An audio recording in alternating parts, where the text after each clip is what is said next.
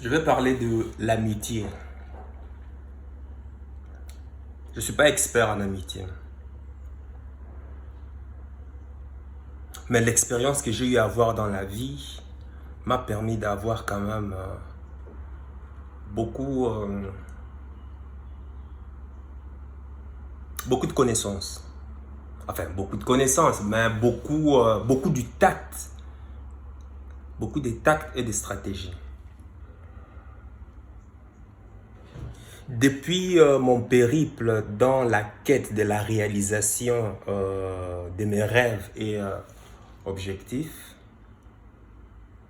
il y a certaines personnes que je cru considérer comme amis, mais avec l'expérience, se sont avérés que ça n'était pas.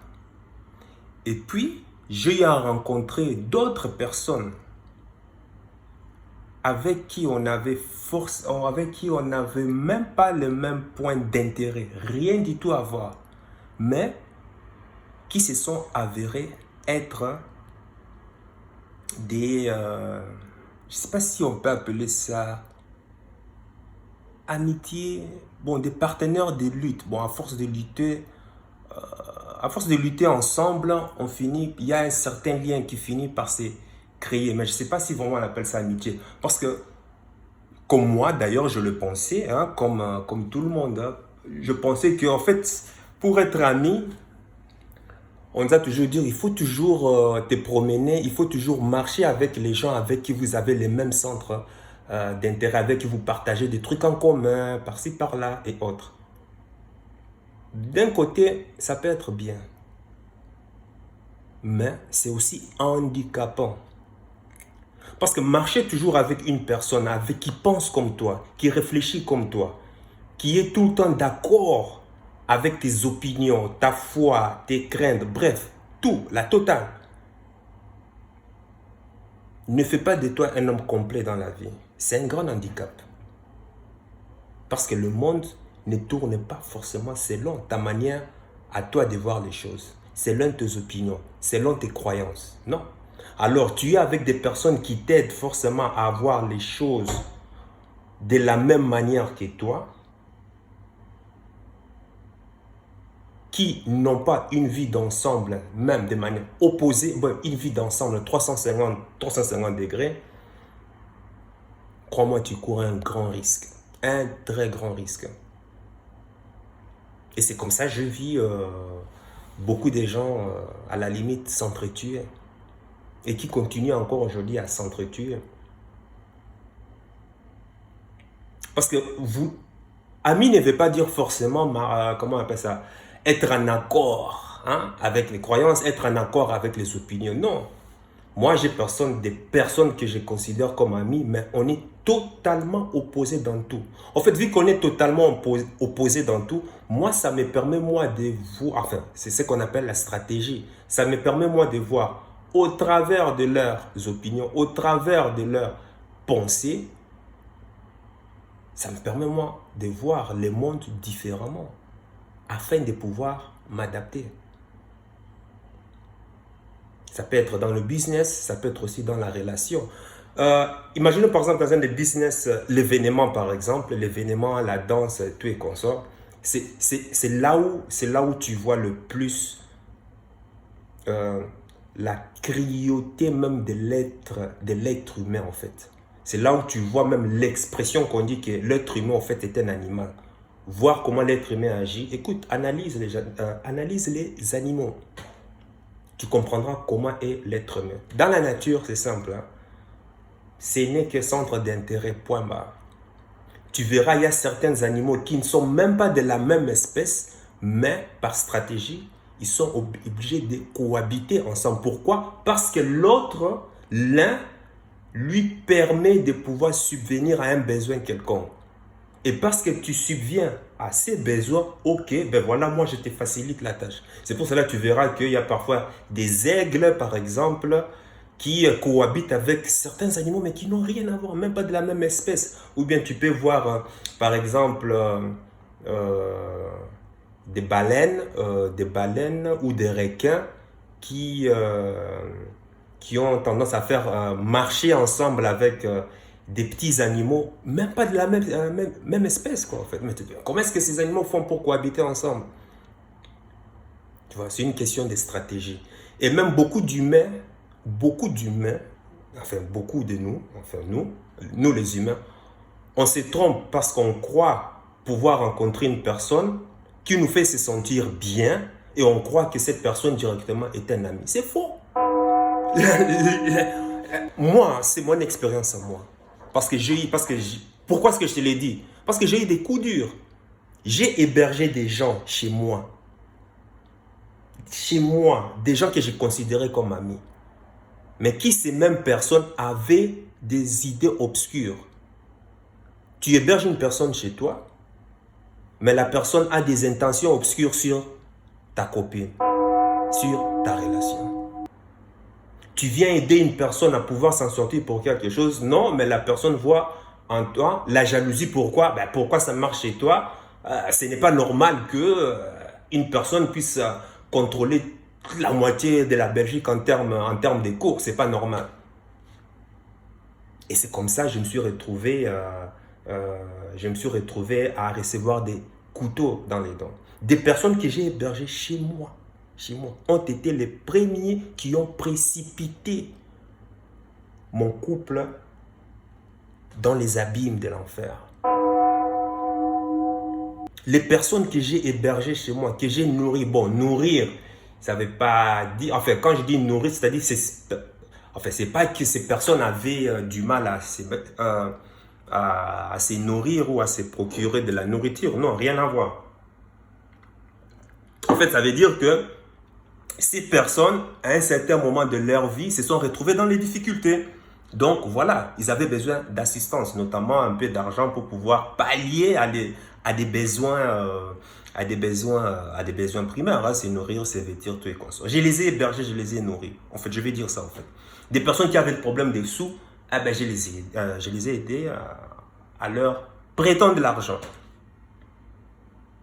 Mais au moment de tenir leurs promesses, certains se sont rebellés, quoi. D'autres ont été avérés des collaborateurs qui ont carrément divisé mon couple. Et les conséquences, voilà, je me suis retrouvé dehors, bref, toute la totale. Mais ça a été une expérience enrichissante. Pourquoi? Ça m'a permis de voir la face cachée même, la nature même profonde de certaines personnes en fait. Et quand tu marches et quand tu dors, c'est-à-dire, il n'y a pas plus, je ne sais pas s'il y a ces niveaux d'extase quand tu as la paix du cœur, c'est-à-dire tu es entouré de personnes, tu sais que celui-là c'est un ennemi, tu sais que celui-là il est neutre, tu sais que celui-là il sera toujours pour toi. Mais c'est-à-dire tu es calme et tu es zen parce que tu connais la vraie face cachée de tout le monde. Mais par stratégie, on sourit, on fait semblant. Mais chacun connaît la position de chacun. J'ai appris que beaucoup de gens se trompent parce qu'ils rencontrent une personne qui leur font se sentir bien automatiquement. Ils se disent que non, voilà, c'est de l'amitié, c'est ma meilleure amie, c'est mon meilleur ami. C'est faux, ce n'est pas de l'amitié. C'est ce qu'on appelle simplement partager des centres d'intérêt communs. Et d'ailleurs, même tu le verras, la plupart des gens que tu considères amis, c'est simplement parce que tu partages avec elle ou il des centres d'intérêt communs. Soit ça peut être aussi à travers au travail, un collègue qui finit par, voilà, à force de vous fréquenter souvent, ça finit par entre parenthèses, l'amitié. Soit vous avez une passion commune dans la danse, ou l'équitation, ou les voyages, ce genre de trucs. Mais cela ne veut pas dire que c'est de l'amitié, je suis désolé. Je suis désolé, ce n'est pas de l'amitié. Beaucoup se trompent comme ça. C'est ma meilleure amie, c'est mon meilleur pote. Non. C'est dans les difficultés, c'est dans les périodes de vaches maigres qu'on reconnaît ce que c'est un vrai ami, vraie amitié. C'est comme dit la vraie ou le vrai amitié. Bref, Si tu es francophone, tu me corriges. Si toi tu es fort en français, tu me corriges. La vraie amitié ou le vrai amitié, bref, tu me corrigeras. Moi, je ne suis pas francophone, après tout. De vrais amis savent, vous pouvez avoir des opinions totalement différentes. De vrais amis, ce sont des gens, ce sont des partenaires de lutte. Je prends un exemple. Tu as un magasin où tu vends des produits, des cosmétiques, hein, bio, certifiés, tout et consorts, qui tiennent compte vraiment, qui prennent vraiment en considération tous les éléments de la nature afin de garantir à la peau une protection, hein, une protection contre le vieillissement prématuré et tous ces genres de trucs.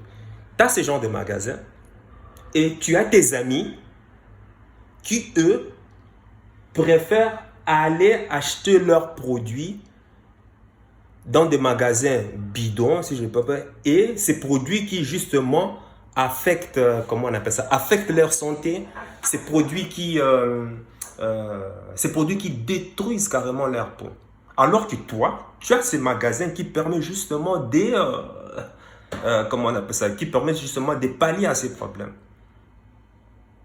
Mais parce que ces amis, soi-disant que tu appelles amis, considèrent que tes produits sont chers, hein, ils ne viennent jamais chez toi. Ils préfèrent simplement aller acheter chez Big Market parce que là, ils peuvent avoir des produits blancs, des produits moins chers. Maintenant, tu vas me dire que ces genres de personnes, ce sont des amis. Ils savent que ça, c'est ton business. Mais préfèrent aller se ressourcer ailleurs. Pourquoi? Parce qu'ils ont des produits blancs, moins chers, mais dont la qualité est toujours douteuse. Et ils s'en foutent. C'est simplement parce que c'est moins cher ailleurs. Mais les jours où ces mêmes personnes auront besoin de toi, viendront faire appel à tes services, viendront faire appel à ta générosité pour que vous alliez partager je sais pas moi, une activité commune. Je prends un autre exemple.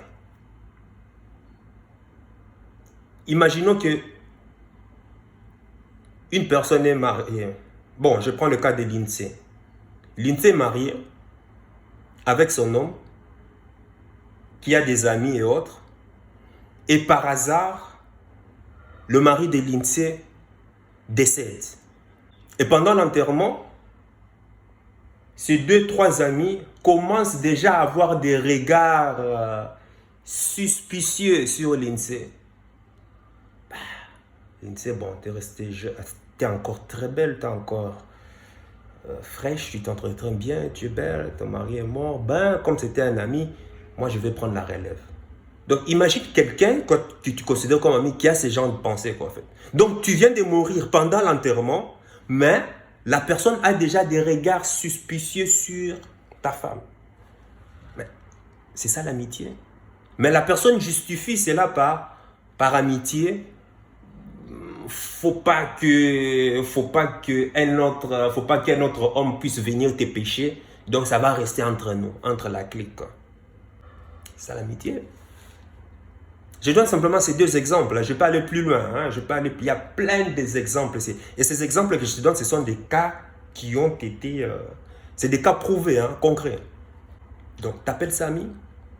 Ne pas confondre amitié et puis partenaire et puis partager des centres d'intérêt. Jamais confondre ça. Parce que tant qu'il n'y aurait pas une preuve, et quand je dis une preuve fatale qui va te mettre face à cette personne, et c'est dans cette preuve que tu verras est-ce que cette personne sera toujours fidèle à ses engagements, fidèle à ses actes, à tout ce qu'il prétend être. C'est là que tu sauras si cette personne est vraiment, que tu considères cette personne comme amie. Mais tant que cela n'est pas encore arrivé. Je prends l'exemple du couple, hein, d'un couple par exemple. Tu sais, ma mère me disait, écoute, on reconnaît un bon mari. Écoute, tu ne peux pas dire parce que simplement tu es amoureuse d'une personne que c'est un bon mari. Non! Attends lorsque tu auras des problèmes avec lui.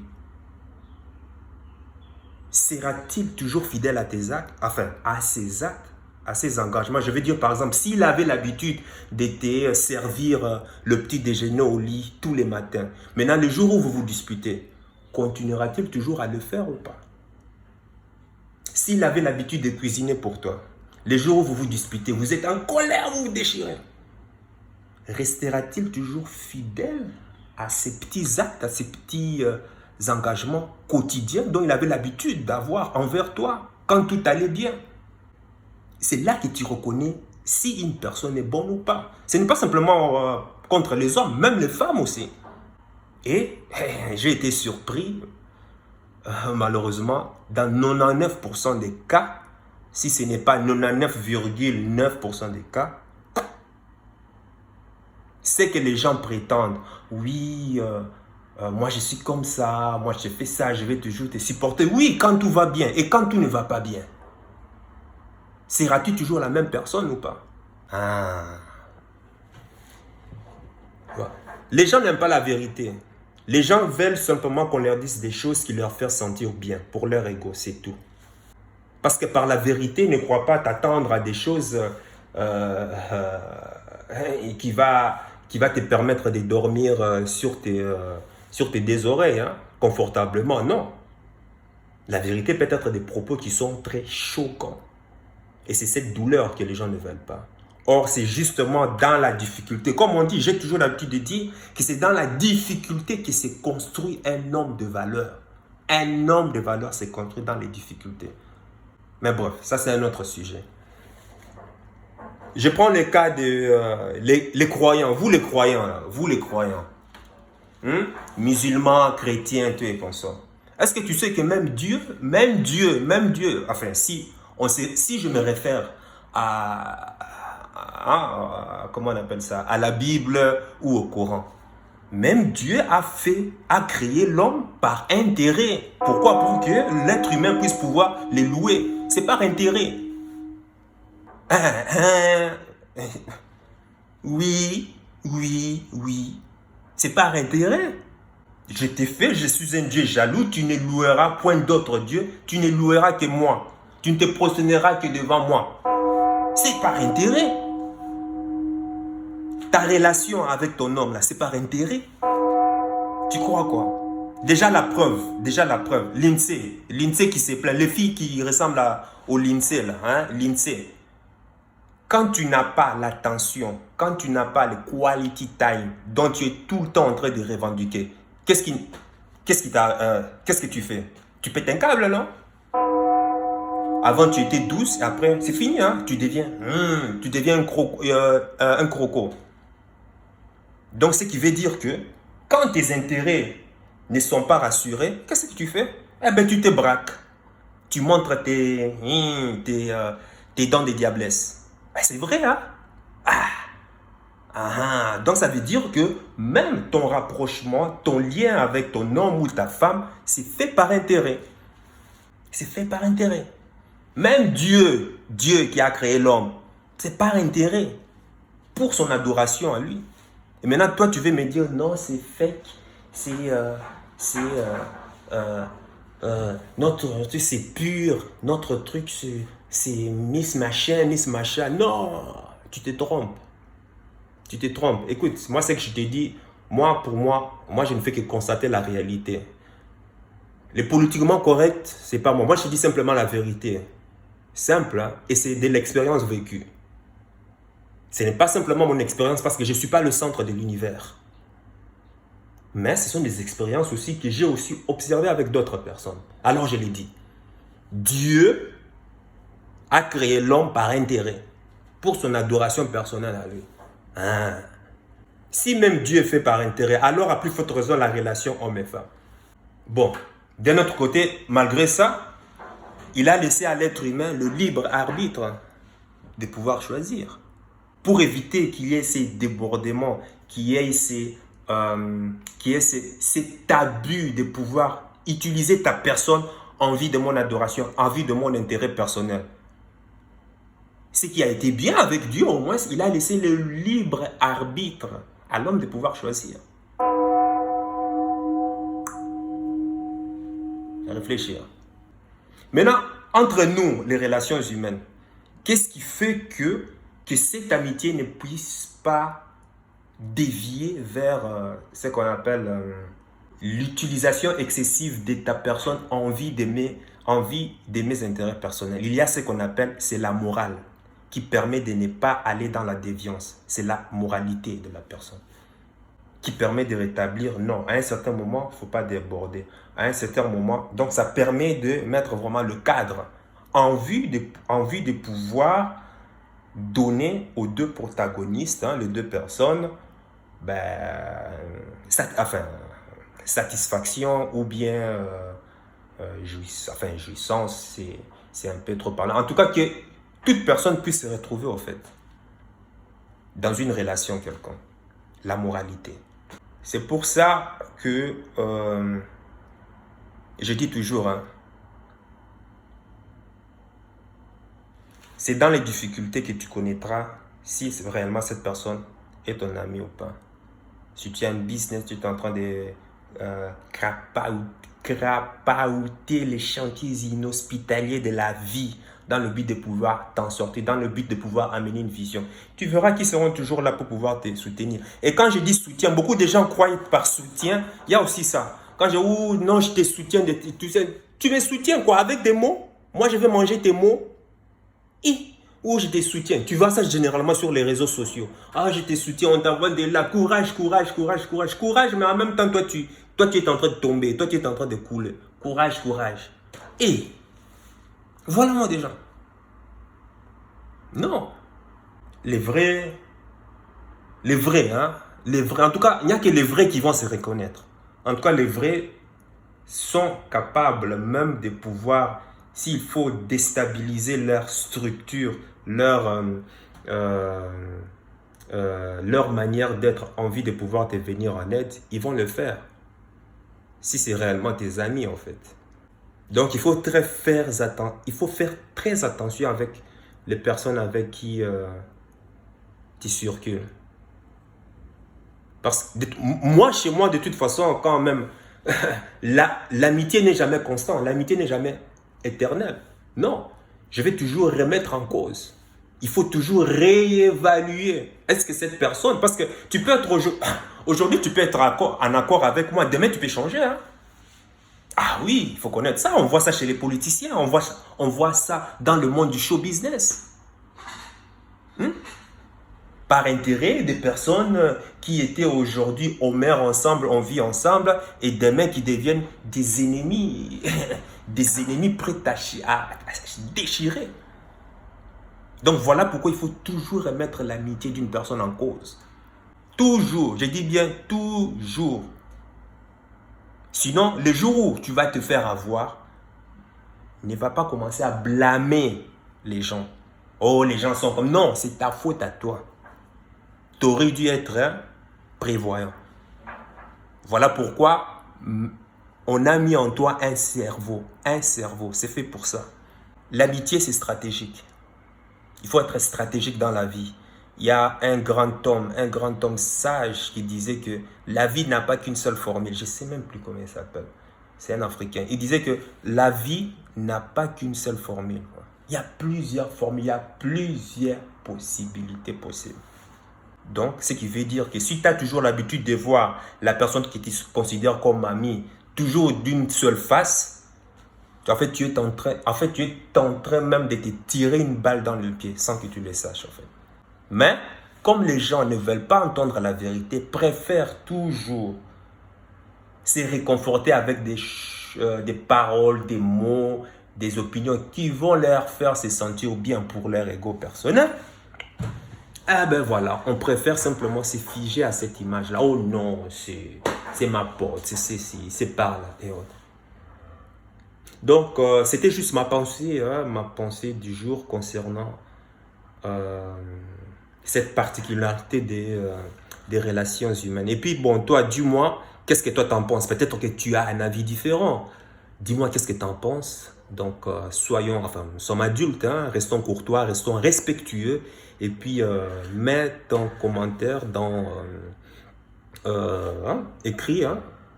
écrit en dessous. Et puis, ben voilà, on va débattre, quoi.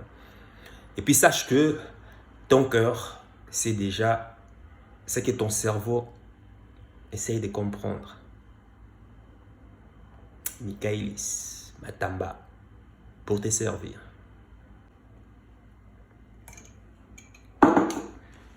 What? I say, how? What do you think about that?